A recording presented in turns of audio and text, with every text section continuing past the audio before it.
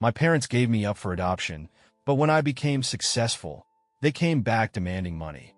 Hey everyone, I never thought I'd be the kind of person to post something like this, but here I am. I've been sitting with this for a while now, and the more I think about it, the angrier I get. Maybe writing it all down will help. To make a long story short, my biological parents gave me up as a baby. I was raised by a wonderful adoptive family who gave me everything I could have ever needed: love, support, and a real home. I never once wanted for anything, and I never felt like I was missing some biological connection. Fast forward nearly 30 years later, I've worked my ass off, built a successful career, and now suddenly my biological parents have found me.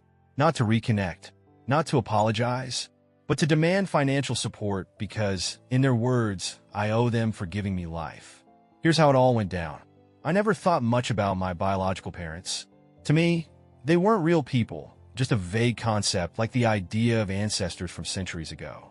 They existed, sure, but in a way that had no real bearing on my life. I was adopted as a baby by two of the kindest, most loving people in the world. My parents, my real parents, gave me everything a child could ask for: stability, encouragement, and unconditional love. They never hid the fact that I was adopted. It was just a fact of my life, as simple and ordinary as having brown eyes or being left-handed. You were chosen, my mom used to say whenever I asked about it as a kid. Some kids are just born into their families, but we picked you. It was never something sad or shameful. My parents made sure of that. I never felt the urge to track down the people who had given me up. They made their choice. I had no desire to uncover some tragic backstory or hear excuses about why they couldn't keep me. I had a family. I was loved. That was enough. And then one day, out of nowhere, they came looking for me. I was in my late 20s, settled into a successful career, and living a life I had built from the ground up. I had worked hard to get where I was. Long hours, relentless determination, and the unwavering support of the parents who raised me. I wasn't a celebrity or anything, but I was doing well. Well enough that my name occasionally popped up in business articles, especially after I landed a major contract that put my company on the map. Apparently, that was all it took for my biological parents to remember I existed. At first, I thought it was a scam. I got an email from a woman I didn't recognize, claiming to be my real mother. She introduced herself as Lisa and went on about how she had always wanted to find me, but the time was never right. She wrote that she had followed my success and was so proud of the man I had become. That alone made my stomach turn. Proud? Of what? She didn't raise me.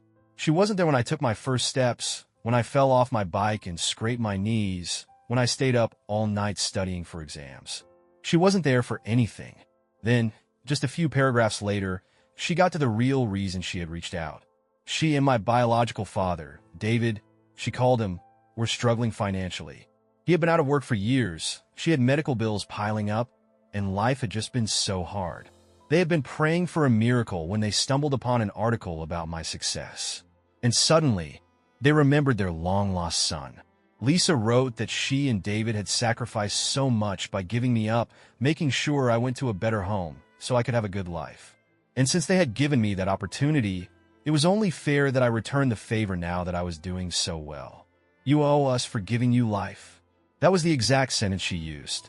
Not a request, not a plea, a demand. I sat there, rereading the email over and over, trying to wrap my head around the sheer audacity of it. My entire life, I had never once blamed them for giving me up. I had always figured they had their reasons, that maybe they were young and scared, or struggling with money, or just incapable of being parents. Whatever the case, I had never let it weigh on me.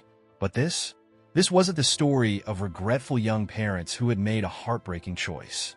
They weren't reaching out because they missed me or wanted to know me as a person. They wanted a paycheck, and they felt entitled to it. Later, another letter from Lisa. This time it was shorter. Please respond soon. We really need help. I didn't reply, but they weren't going to let me ignore them so easily. I didn't even know how to respond. What could I even say to something like that? No thanks, I'm good. I closed my laptop and tried to push it out of my mind. It wasn't hard at first. I had work to do, meetings to attend, and a life to live. A couple of strangers from my past demanding money wasn't something I was going to waste my time on. Or at least, that's what I thought, because they weren't going to let me forget them that easily. The next morning, I woke up to another email. This time, the subject line just read, "Urgent, please respond." I sighed. Maybe if I ignored them long enough, they'd get the hint. I deleted it without reading.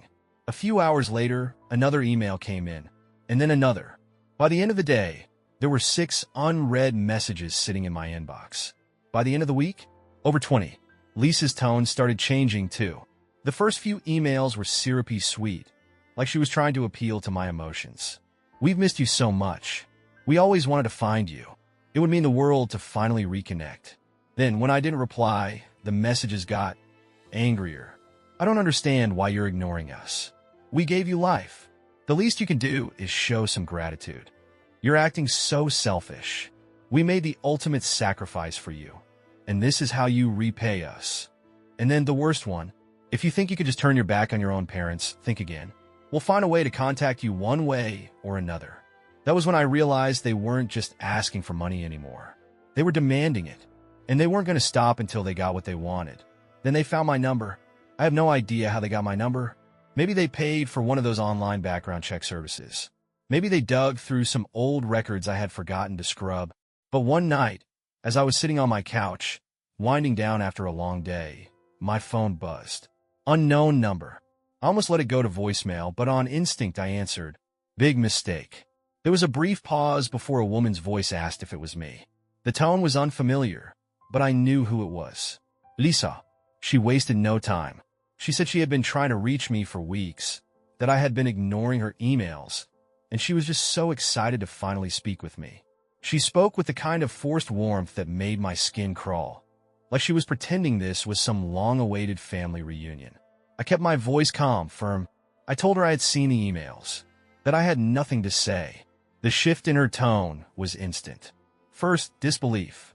She couldn't understand how I could have nothing to say. After everything they had done for me, she went on and on about the sacrifice they had made, the choice to give me a better life, how they had selflessly let me go so I could have opportunities. And now here I was ignoring them. I told her, as plainly as I could, that I had no interest in reconnecting, that I already had parents, the ones who raised me. I asked her to stop contacting me. Then the real Lisa came out. The warmth vanished, replaced with something sharp and bitter. I was an ungrateful brat, a selfish, heartless, disgusting excuse for a son. I had no right to turn my back on the people who gave me life. Then, the part that made my stomach drop. She said they should have never given me up.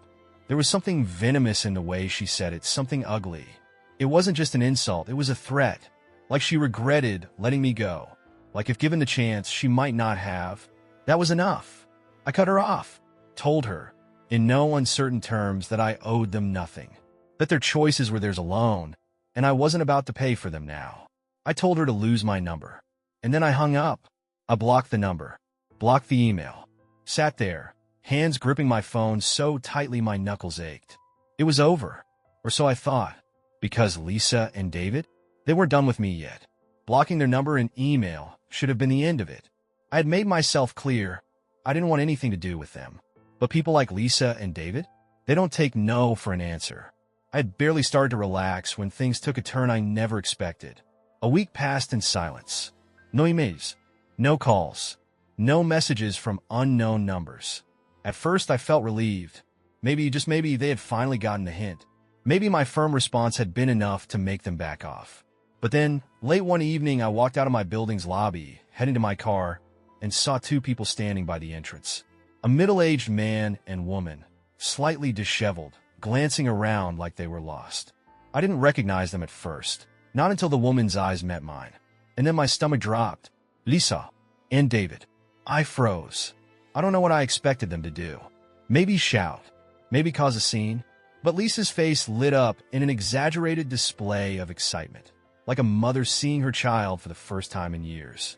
Her hands flew up in a dramatic gesture of shock and joy, and she let out an exaggerated gasp. There you are. Her voice was syrupy sweet, too fake, too performative, like she thought this was some kind of heartfelt reunion. David stood beside her, arms crossed, his expression much colder. He didn't look happy to see me. If anything, he looked pissed. I didn't say a word. I turned on my heel and walked straight back into the building. Lisa's voice shot up behind me, calling my name. When I didn't stop, I heard her footsteps. Fast. Desperate. Wait. Just talk to us. I didn't stop. I didn't look back.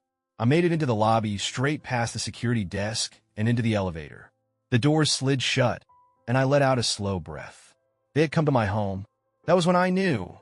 This wasn't just about money anymore. They wouldn't leave. I stayed in my apartment that night, my mind racing. How did they even find me? My phone number was one thing.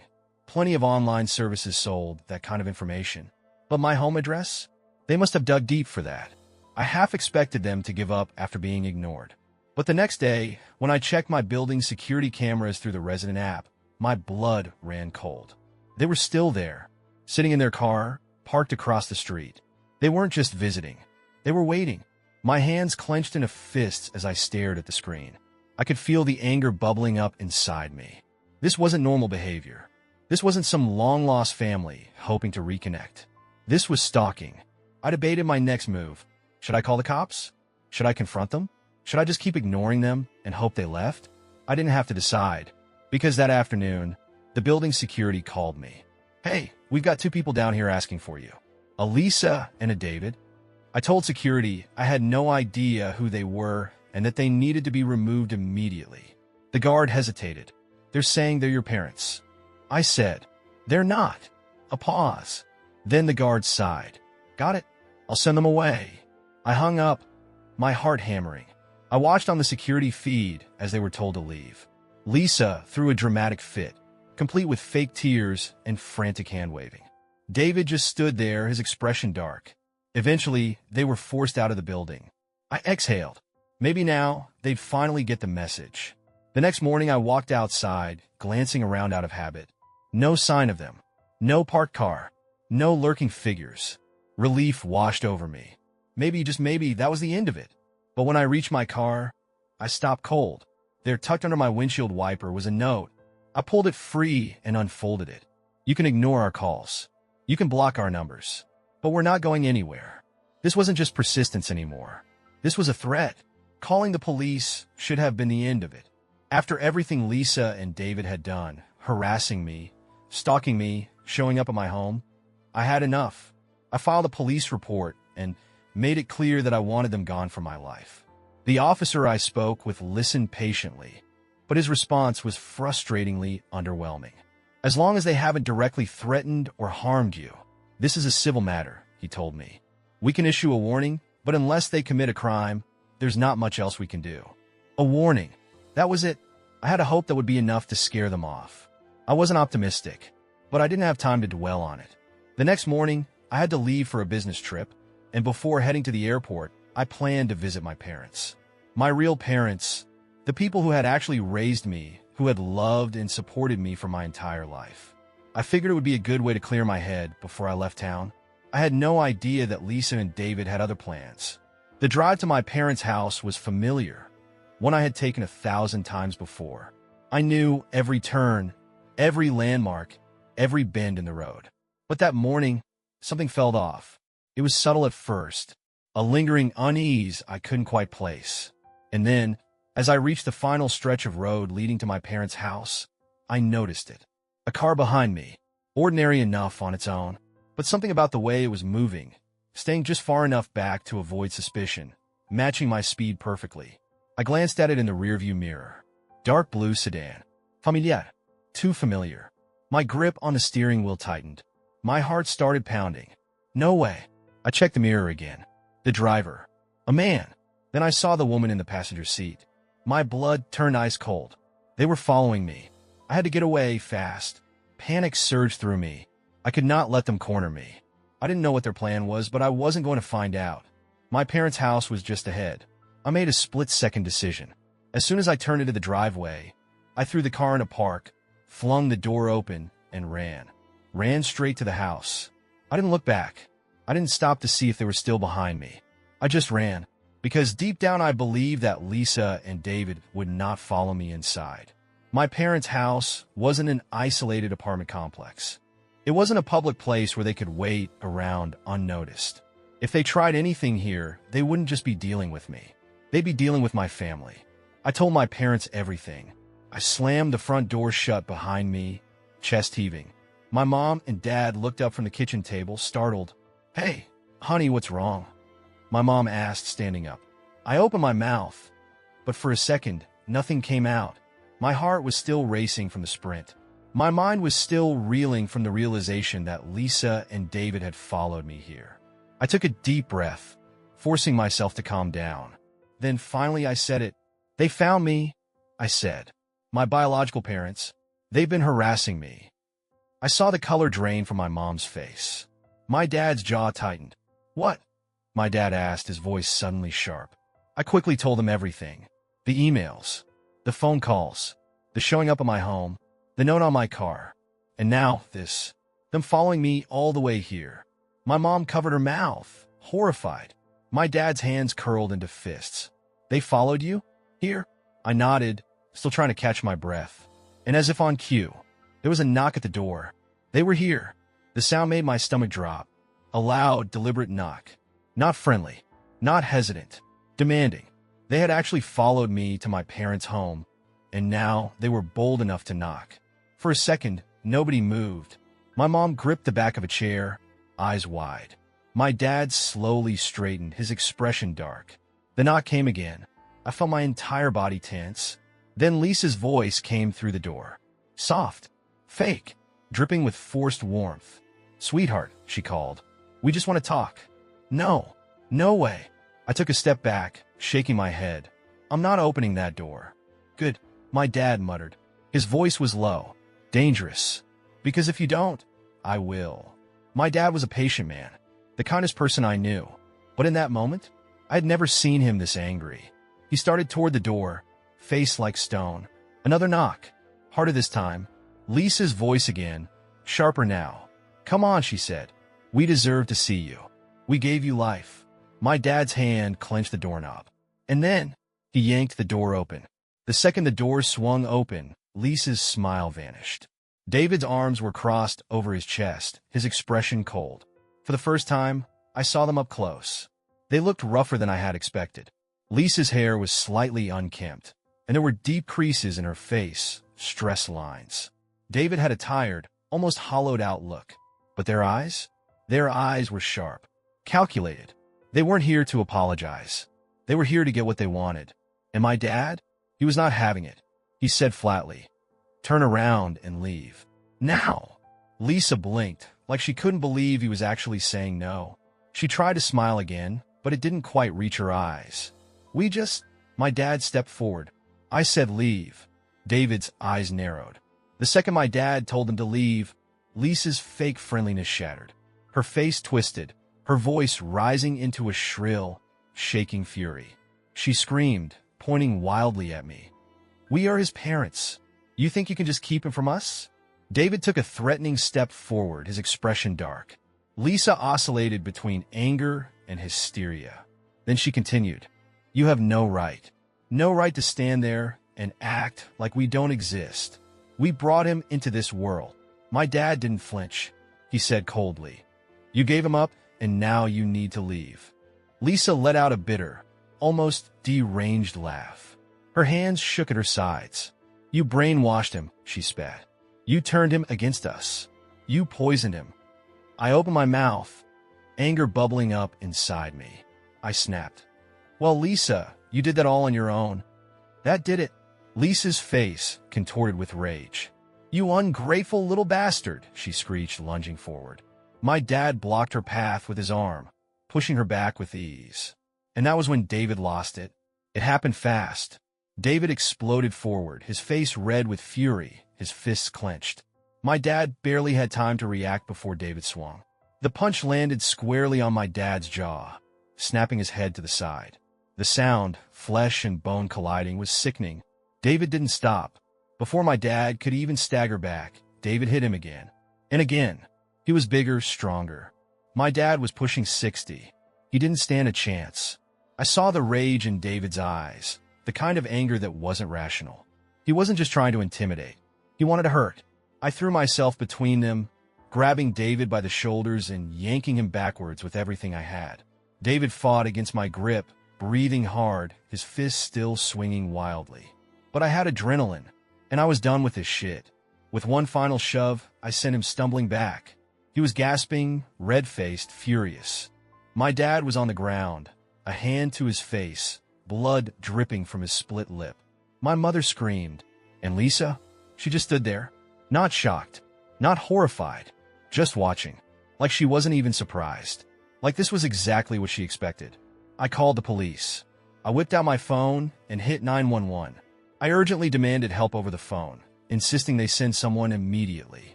A man had just assaulted my father, and the threat wasn't over. He was still there and dangerous.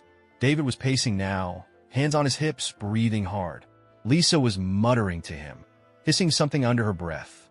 I kept my eyes locked on them, heart pounding, waiting for them to run.